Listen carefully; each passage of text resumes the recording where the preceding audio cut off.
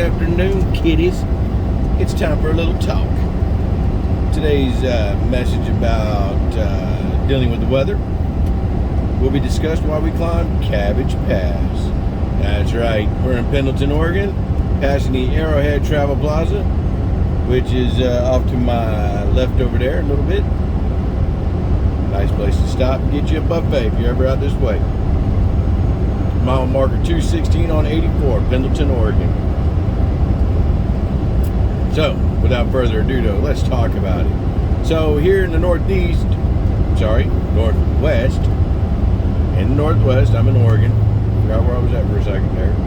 But here in the northwest, okay, they're in the middle of a major heat wave. Major.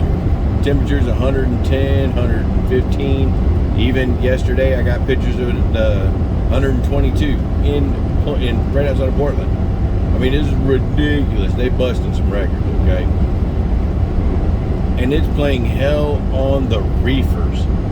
Jeez, these things are running out of control right now. I mean, it's crazy, right? So I was having an issue with mine, and I didn't want to risk there being major problems. So I called and spoke to Breakdown. Now, you know, the whole thing with Breakdown and everything is basically, you know, they're going to tell you where to go, where to get it fixed or whatever like that. But they're going to start with a diagnosis. Well, we noticed that I'm not throwing any codes, but I'm having a hard time with it trying to maintain its temperature. So we're working really hard. Don't want to lose a load. It's a deep frozen load, -1, right? Almost ice cream style, but -1. So really cold in there, but it's 122 yesterday, right? And I'm not getting a code, but the reefer's not working the way it should. I mean, we can tell this.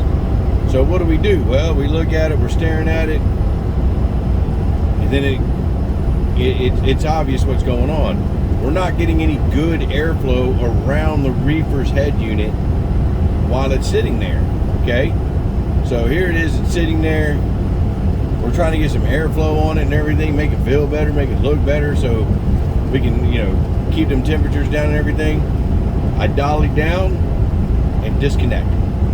I pulled forward just 3 feet. Reefer acted like it was just fine.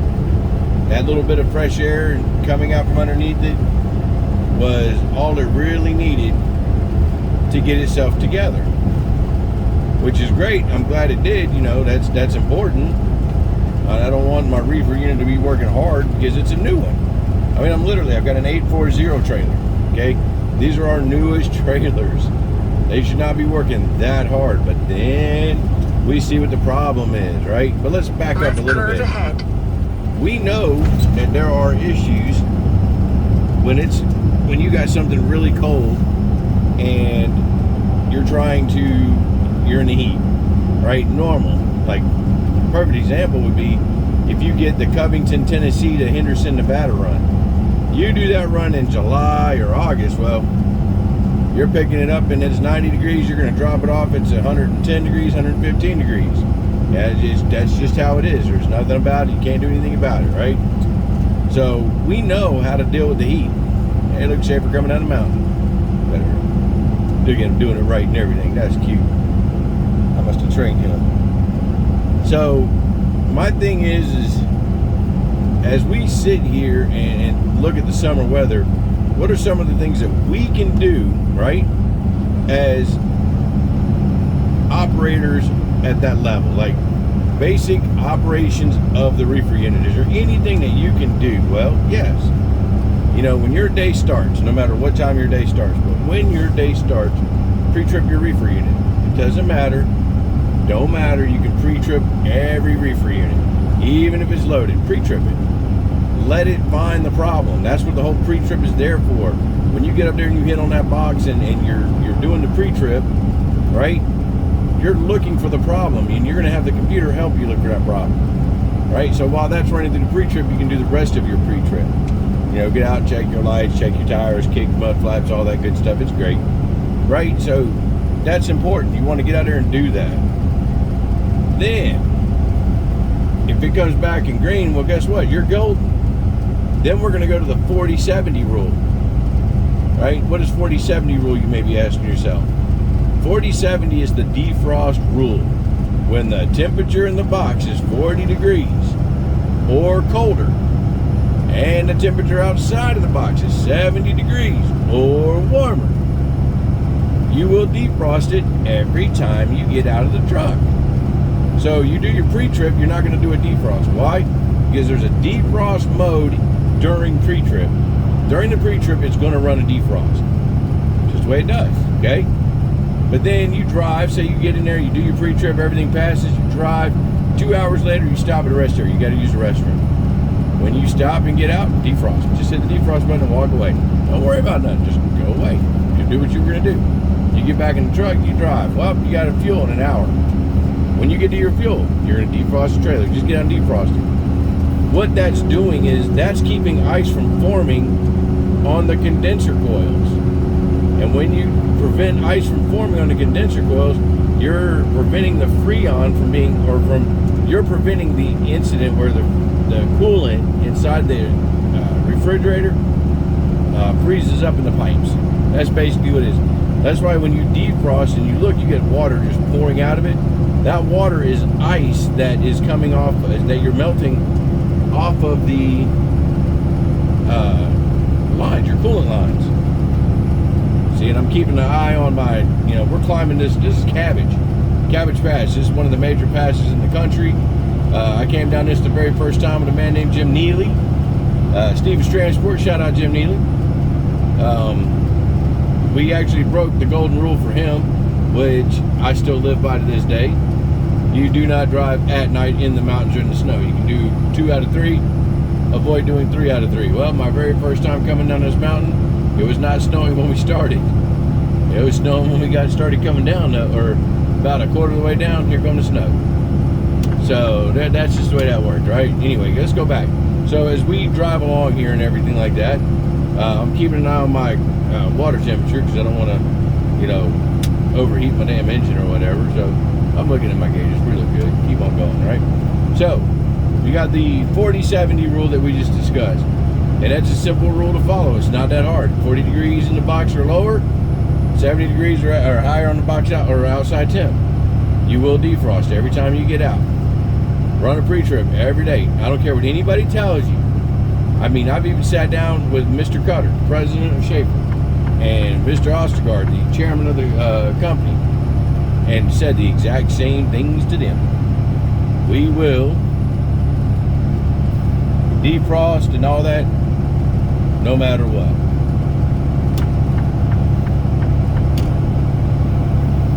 So, that's just a big thing, and that prevents a lot of other issues. If you keep the unit defrosted, okay, you're really going to prevent a lot of other incidences. And the best thing we can do about that really is to defrost every time. Now, the last defrost you would do before you're going to call it a night. Get out, punch it one time, and go to bed. That's great. Now, yes, the unit will try to defrost on its own while driving down the road and everything. Yep, it sure will. But this is your way of going, you know what? You're handling it yourself. Okay? You just need to handle it yourself. So, that's the deal with the 40-70 rule on that. Now, what I found yesterday, thanks to David at Breakdown, was if you're not getting an alarm, you're finding it is hard to hold temp, right? It's working, it's in overdrive. You're not getting any codes, but your temperatures are varying. Dolly down, disconnect, pull forward just 3 to 5 feet. That's all you got to do. 3 to 5 feet, and you're not going to have any. You should get the reefer to act like everything's okay. All right. So, those are the 2 things that you can do that will help you prevent other instances. Now, you're probably asking yourself, Rob, why does dollying down and disconnecting and pulling forward 3 to 4 feet help? Well, allow me to answer this for you in a manner that only a mechanically inclined person would be able to do. We don't have stacks. These reefer units have not changed design since they were first put on trailers years and years and years ago. right? Years and years and years ago, when they first developed these things, you had smokestacks, you know, your exhaust stacks that went up and away from the trailer. They were straight up, or they were up, pointed out, whatever. You know, you look at these K-Dubs and these Pete's, you know, the W9s and shit. Look at them. You'll see their stacks, right? They don't interfere with the air intake for the reefer units. Fast forward to what you're running right now. If you look at what you got right now, your exhaust blows down to the ground directly under your reefer unit. Now, we're not talking about like liquid nitrogen or any of that stuff, okay? That, you know, where you see the cloud hit the ground and it kind of just mushrooms out in different directions away from where you poured it. No, this is hot air. This is hot exhaust. Hits the ground and it's going to go right up, straight up, right there. You know, if you somehow were able to put smoke into the airflow, the diagrammed airflow of what's going on around your exhaust pipe, you would see that the exhaust comes out, hits the ground, and it's going straight up. Where? To the intakes for the reefer unit. So your reefer's not even getting cool, refreshing air. It's getting hot exhaust gases being sucked in to try to vent the air around the reefer unit, and it's not working. So, you know, your reefer unit's basically cooking. If you pull forward just 3 to 4 feet, just enough that your trailer, if it sags or whatever, right, you know, if it starts to weigh itself down, it's going to sit on either your frame or maybe your back tires, which is fine. Okay, that's fine. You just don't want it to go to the ground. So if you pulled forward just a few feet, but left your frame or your rear tires under your damn trailer, that's enough. I did it yesterday, and I noticed, you know, as soon as it was done, I went, took a nap, and didn't have a worry in the world, because as soon as I pulled forward, within 20 minutes, it went right to where it was supposed to be, and didn't fluctuate not one bit.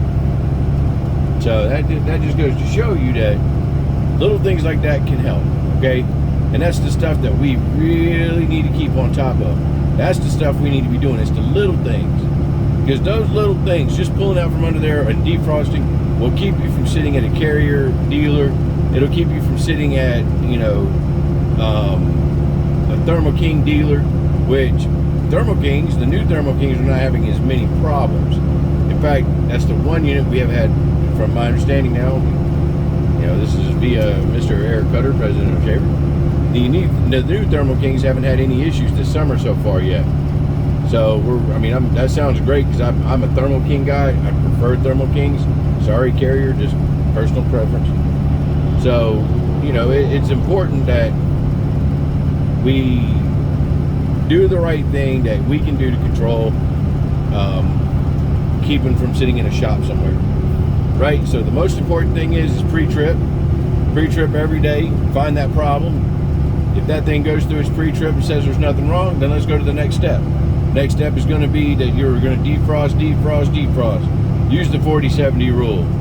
Defrost it, you know, with the exception of your pre-trip. You know, you stop and get fuel, you stop for a break, you stop for, you know, whatever. Defrost, baby. All right, and then worst case scenario, if you're parked somewhere where the ambient air temperature is 110 degrees or more, dolly down, disconnect, pull forward 3 feet, save yourself a lot of heartache and trouble. Okay, that's what you're doing.